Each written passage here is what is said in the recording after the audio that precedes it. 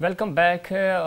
मियां नवाज शरीफ साहब कह रहे हैं कि आप वज़ीर-ए-आज़म से पूछें कि हमने 50 रुपये किलो चीनी छोड़ी थी और 100 रुपये हो गई है, महंगाई हो गई है, झोंपड़ी में रहने वाला आम शख्स और मैं यानी नवाज शरीफ भी परेशान है।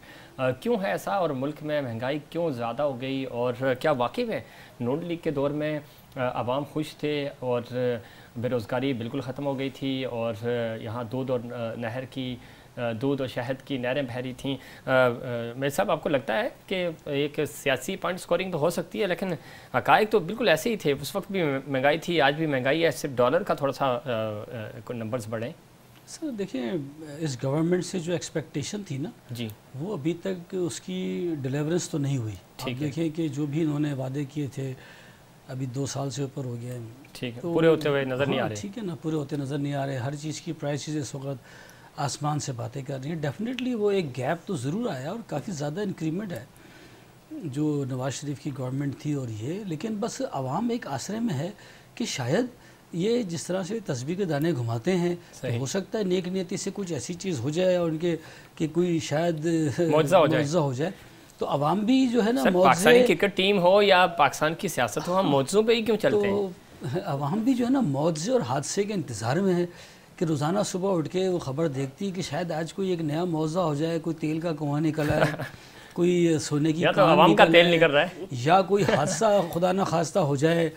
तो बाकी नॉर्मल ख़बरों से तो अब आवाम भी बेजार सी हो गई है। और अब आप देखें 25 रुपये बढ़ा दें, आप 50 रुपये बढ़ा दें पेट्रोल पे, आवाम की आवाज़ ही नहीं निकलती। वो उनकी आवाज़ आवाम जकड़े हुए हैं सर, कहाँ उनकी आवाज़ नहीं? ये आवाम इतनी जकड़ी हुई नहीं, लेकिन अब बिल्कुल आवाम जो है एक तरह से काफ़ी हद तक जो है ना मायूस हो चुकी है। अच्छा, तो बस रोज़ाना इसी इंतज़ार में कि भाई ये भी कुछ नहीं कर रहे, उन्होंने भी कुछ अल्लाह ही कुछ करेगा तो करेगा, अल्लाह ने तो हर चीज़ अल्लाह नहीं कर। अरे आपको आवाम ने वोट दिए, असेंबली में भेजा और आपकी माशाल्लाह नेशनल असेंबली में भी नुमाइंदगी है।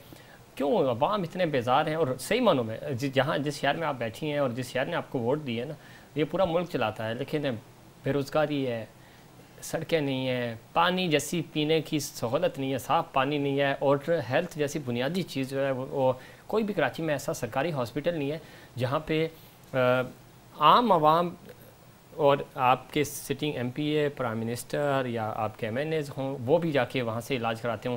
यानी जस्टिफाई हो कि हमारा जो जिना हॉस्पिटल है या कराची का अब्बासी शहीद हॉस्पिटल है, कोई भी ऐसा सिविल हॉस्पिटल है कि वहाँ जाएँ और वहाँ आप भी इलाज कराएँ, मैं भी कराऊँ, आम बंदा भी कराए। ऐसा नहीं है। देखें, पिछले प्रोग्रामों में मैं यही बात कहती रही हूँ कि कराची को, मेयर को इख्तियारात नहीं दिए गए, फंड्स नहीं दिए गए। अब आप ये देखें कि पीपल्स पार्टी ने 12 अरब किस पे लगाए? एमपीए हॉस्टल पे लगाए।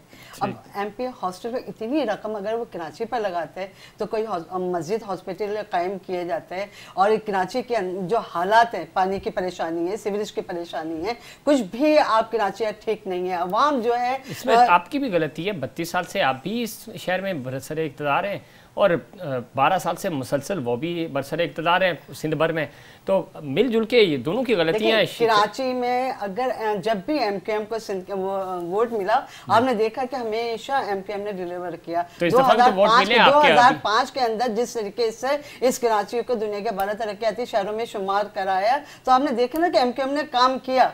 उसके बाद क्या हुआ? उसके बाद हमने जब हैंड ओवर किया तो कुछ भी नहीं आया ना। कराची का जो है हमने देख लिया कि क्या हाल हुआ है। तो कराची की आवाम की आंखें खुल गई हैं कि कौन हमारा साथ देने वाला है। अभी भी कराची के अवाम अपनी मदद आपके तहत अवाम की मदद कर रही है। किस कराची के अवाम की आंखें वाकई में खुली हैं, इसलिए उन्होंने पीटीआई को वोट दिया और 14 एमएनए और 26 एमपीएस दिए उनको। और आप 51 से सुगड़ के 21 पे आ गए। देखें, इस तरह से अगर हम ये बात कहें तो जस्टिफिकेशन तो यही है ना, वोट ही है ना। एमकेएम के साथ क्या हुआ, किस तरीके से हुआ कि आज भी कराची की आवाम एमकेएम के दिलों में बसती है और वो फिर चाहती है कि एमकेएम उसी तरीके से आए और इंशाल्लाह आएगी। जो कुछ आपने रैली कारकर्दगी तो ऐसी नहीं है कि आपको कराची के आवाम चाहे बल्दियात हो या चाहे जब भी एमकेएम को मौका मिला एमकेएम ने काम करके दिखाया है। तो इस दफा भी ये मेयर साहब ने बहुत अच्छा काम किया। फिर नहीं, मेयर से को तो मिला ही नहीं ना, इख्तियार मिले तो कहां से करता वो? 4 साल तक आप इख्तियारात आपको नहीं मिले थे तो कम से कम लेकिन अपनी मदद आपके तहत हमने फिर भी आवाम के साथ दिया। अभी आप वफाक अभी भी आप देखें कि कचरा उठाने का इख्तियार भी जो है वजीर आला के पास है, तो आप बस बहुत छोटी सी बात। अभी तो वज़ीर आज़म आपके पास हैं, आपके अपने वज़ीर आज़म हैं, इत्तेहादी, आप उनके 2 आपके फेडरल मिनिस्टर हैं, तो उसके बावजूद कराची की कोई किस्मत नहीं बदल रही। कराची का जो अलमिया है वो ये है कि यहाँ का जो हुक्मरान है वो भी गैर मुकामी है, यहाँ की पुलिस भी गैर मुकामी है। तो मुकामियों ने जो इस शहर का बुरा हाल किया वो ना यही कुछ हुआ ना, तो जाली डोमिसाइल बना के नौकरियां दी गई हैं गैर मुकामी लोगों को। अब ऐसा काम होना चाहिए कि कराची की आवाम अपने ही शहर के अंदर अपने ही पैसा कराची पे लगे और वही कराची के अंदर उनको नौकरियां भी मिले, जो कि बच्चे जो जालियां जो डिग्रियां हाथों में लिए फिर रहे हैं फिर दोबारा से उनको नौकरियां मिले और ये शहर का हाल। खुदा आपके साथ हमारी भी यही दुआ है। ठीक बिल्कुल दुआ होनी चाहिए। और बात करेंगे नवाज शरीफ साहब के खिताब के हवाले से, और इस वक्त हमें PMLN के सीनियर रहनुमा सेनेटर गौस मोहम्मद साहब ने ज्वाइन किया है। बहुत शुक्रिया, आपने हमारे प्रोग्राम के लिए वक्त निकाला। आज नवाज शरीफ साहब कह रहे हैं कि कोई चुप कराने की कोशिश ना करे, अब मैं चुप नहीं रहूँगा। सेनेटर साहब कौन है, कौन मियाँ साहब को चुप करा रहा है? वीडियो लिंक्स के जरिए वो माशाल्लाह खिताब तो कर रहे हैं, फिर भी उनका शिकवा है कि मुझे खामोश कराया जा रहा है। देखिए जी, वो एक बात की है कि कोई ये अगर कोई समझता है कि मियाँ साहब को हम उसके भाई को गिरफ्तार करके, उसके बेटे को गिरफ्तार करके, उसकी पार्टी के सीनियर रहनुमा को गिरफ्तार करके मियाँ साहब को भाई खामोश हो जाएंगे अंडर प्रेशर, तो ऐसी बात नहीं है। इस दफ़ा रिजल्ट जो है वो डिफरेंट होंगे और आप देखेंगे कि इंशाल्लाह हम इस मौजूदा हुकूमत से आवाम को निजात दिलाएंगे। 22 करोड़ आवाम हमारी तरफ देख रहे हैं, हम इंशाल्लाह सड़कों पे आएंगे। हमारे जो भी जमहूरी ऑप्शन हुआ हम उसको इस्तेमाल करके आवाम के साथ खड़े हैं। तो जमहूरी सेनेटर साहब, जमहूरी रास्ते कैसे आप चुनेंगे? इन हाउस तब्दीली आपको लगता है कि होगी, और बाकी नंबर्स तो इनके पूरे हैं, तो आप कैसे गेम चेंज करेंगे? नहीं, नंबर पूरे कैसे? नंबर पूरे तो वो हमारा लास्ट ऑप्शन है, क्योंकि नंबर पूरे हों भी तभी तो कुछ कुव्वतें जिस तरह सेनेट के इंतखाबात में हुआ था। जी बिल्कुल, कुछ लोग जी हुआ था, तो ये उसके और बहुत से ऑप्शन है। लॉन्ग मार्च है, सड़कों पे आ जा सकता है और जो तरीके से। सर लॉन्ग मार्च से कहाँ हुकूमतें गिरती हैं? PTI ने 126 दिन धरना दिया था, आपकी हुकूमत को नहीं गिरा सके थे वो। गो के मियाँ साहब डिस्क्वालीफाई हो गए थे, लेकिन वो धरने की वजह से नहीं हुए थे, वो तो पैनामा था। आपने 5 साल पूरे किए। नहीं देखो, जब वो तो 200-300 बंदे थे उसके धरने में क्या कामयाब होना था? तो एक ड्रामा था।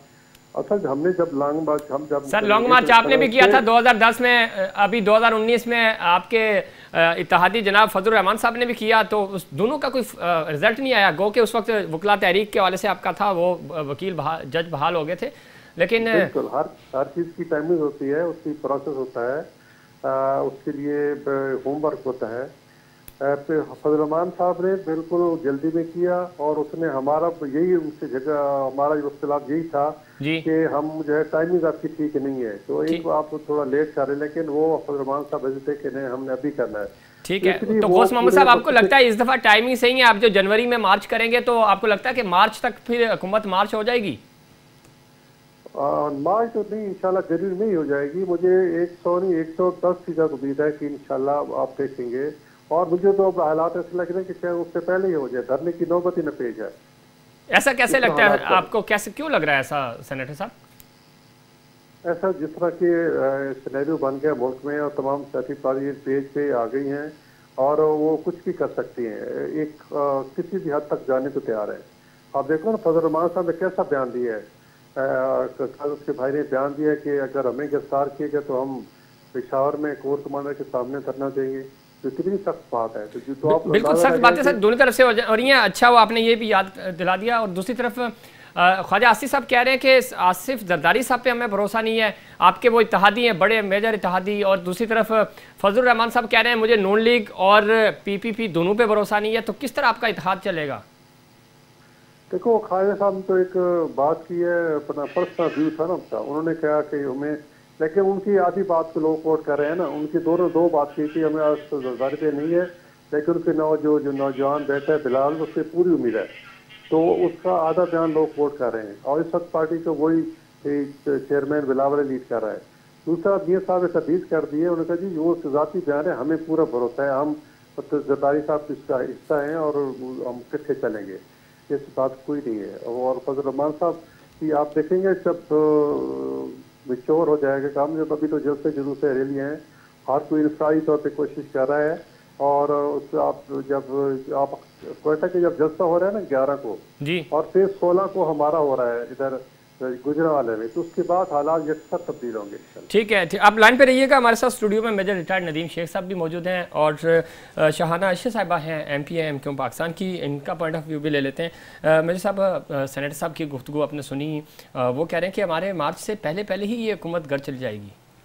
नहीं, इनको सबको पता है। हाँ, वो ज़रूर है कि मैंने कहा कि ये टेस्ट एंड ट्रायल कर रहे हैं। ठीक, आप देखिए कि कोई जलसा इतना बड़ा भी हो सकता है, जैसे बेनज़ीर आई थी तो स्वीप कर गए, तो ये उसी तरह के हादसे या मौज़ों के मुंतज़िर हैं। ये हो सकता है जलसा करें, और इनका वहाँ अच्छा खासा वोट बैंक है पंजाब में, और अगर वो वोट बैंक वापस आ जाता है और कोई इतना बड़ा मास बन जाता है, इतना बड़ा कोई लॉन्ग मार्च बन जाता है, तो डेफिनेटली उसको दूसरी तरफ ये भी तो है ना, अभी सेनेटर साहब से भी हम जानेंगे, लेकिन ये है कि एक तरफ कुछ लोग शहबाज शरीफ साहब के साथ खड़े हैं, कुछ मरियम बीबी के साथ हैं, कुछ नवाज शरीफ साहब के साथ हैं, तो कहा यह जा रहा है कि नून लीग में धड़ेबाजी है, जिसकी वजह से वो कलेक्टिव रिस्पांस नहीं आ रहा जो आना चाहिए। नहीं, ऐसा नहीं है। देखिए, जब वो तीनों ही मुश्किल में हैं, ठीक, और तीनों की मुश्किल का जो सोर्स है वो एक ही है, सही, तो तीनों उसके ख़िलाफ़ मुत्तहिद हैं। वो तो बाद में जब बंदर मार्ट का टाइम आता है तो उस टाइम पे डिफरेंसेस आ सकते हैं कि जी मैं हूँ तो मैं हूँ, सही, लेकिन अभी सब एक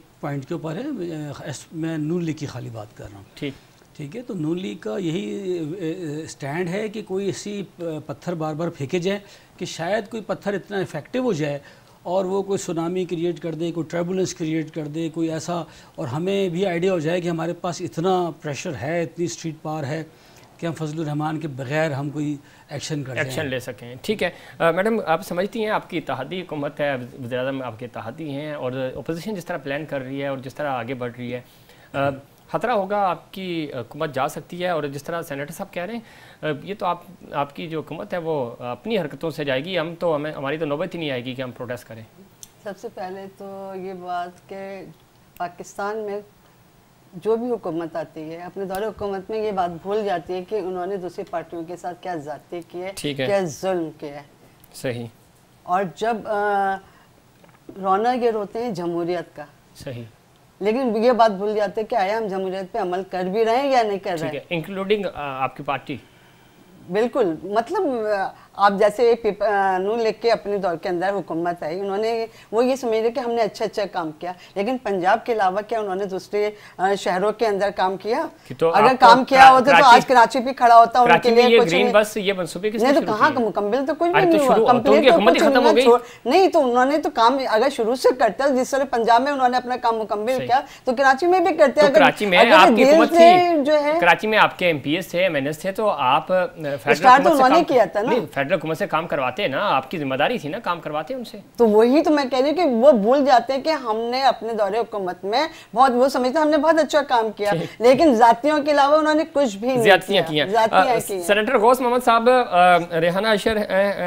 शहाना अशर है, माफ़ कीजिएगा, MQ पाकिस्तान की तरफ से, वो कह रही हैं कि जब आप इक़्तिदार में होते हैं तो आपको दूसरी पार्टियां जो आपकी इत्तेहादी भी होती हैं या इत्तेहादी नहीं भी हैं, तो वहाँ आप पंजाब के अलावा काम नहीं करवाते, और अब आपको याद आता है कि नहीं, बाकी इत्तेहादी भी हैं हमारे साथ या बाकी पार्टियां भी हैं। और दूसरा, ख़ास तौर पे क्या आपकी आला क़यादत में धड़ेबाजियाँ हैं? कोई शहबाज शरीफ साहब का बयानिया लेके चल रहा है, कोई मरियम बीबी का लेके चल रहा है, और कोई नवाज शरीफ साहब के बयानी के साथ है? चलिए, मैं दूसरी बात का पहले जवाब दे देता हूँ। जी, पार्टी में कोई धड़ेबंदी नहीं है। आपने किसी मौके पे देखा हो कि कोई शहबाज शरीफ हैं या मरीम नवाज हैं या नवाज शरीफ साहब के कहीं डिफरेंस ऑफ ओपिनियन आया हो? कभी नहीं। हमेशा जो मियां साहब का फैसला होता है उस पर अमल होता है। और ज़ाहिर है घर में भी इख्तिलाफ राय तो होता है, और बिल्कुल सही कह रहे हैं, लेकिन सेनेटर साहब, आपकी हुकूमत ये कह रही है कि शहबाज शरीफ साहब की गिरफ्तारी की जो असल वजह है और जो उसकी खुशी है वो मरियम बीबी को है, क्योंकि वो आप लीड कर रही हैं, आप वो फ्रंट से खेल रही हैं। तो आपको लगता है कि ऐसा है या जस्ट पॉलिटिकली थोड़ा सा गैनिंग का इशू है? देखो जी, मरियम साहब की गिरफ्तारी का भी चांस है, आपको पता है कि हमारे वर्कर्स ने तो जाती उम्र के बाहर आए जो जमीन साहब का घर है, मरियम साहब का घर है, उसके बाहर कैंप्स लगा रही है कि अगर पुलिस ने गिरफ्तार करने की कोशिश की तो हम मजामत करेंगे। आप और जैसे जुलूस शुरू करें तो आप देखेंगे मरीम नवाज भी को भी गिरफ्तारी की कोशिश की जाएगी, लेकिन हम इंशाल्लाह रिस्क करेंगे। तो ये कहना कि जी मरियम का तो अब कोई और उसका बयानी है या नवाज शरीफ और बयानी है, शहबाज और कोई नहीं, आप एक बयानी है जिससे कि वोट को इज्जत हो वही चलेगा। ठीक और है। दूसरी ये बात मेरी बहन फरमा रही थी कि जी नून जो है पंजाब के अलावा काम नहीं करती, तो देखो हमने बिजली के खाने कितने लगाए, कोई सिंध में लगाए, कोई KPK में लगाया, कोई बलोचिस्तान में लगाया है। हम जो मोटरवेज बनाई है हमने सिर्फ पंजाब में बनाई है, हमने वो मुल्तान सेक्टर जो बनाया है वो और शुरू भी हो गया, तो वो सिंध को कनेक्ट कर रहा है, बलोचिस्तान में बनाया है। कराची ऑपरेशन भी आपकी हुकूमत में शुरू हुआ था जी, मैंने कहा कराची ऑपरेशन भी आपने ही शुरू करवाया था। बिल्कुल, कराची में फिर देखो हालात बेहतर हुए थे और उसमें लॉ एंड ऑर्डर की सिचुएशन बहुत बेहतर हो गई थी, और वरना तो कराची में तो लोग सारे सरमादार भाग गए थे और हमारी पॉलिसी की वजह से लोग इधर दोबारा वापस आए। लेकिन मौजूदा हुकूमत की वजह से जिस तरह बेचैनी यकीनी आप मैंने ब्लूबर्न में पढ़ा था कि एक पाकिस्तानी सनतकार $37 करोड़ बांग्लादेश में इन्वेस्ट कर रहा है। 37 करोड़ मीन कोई 60-70 अरब रुपए उधर, क्योंकि वहाँ सिक्योरिटी का इशू नहीं है, वहाँ स्टेबिलिटी है और वहाँ लेबर भी जरा सस्ती मिल जाती है।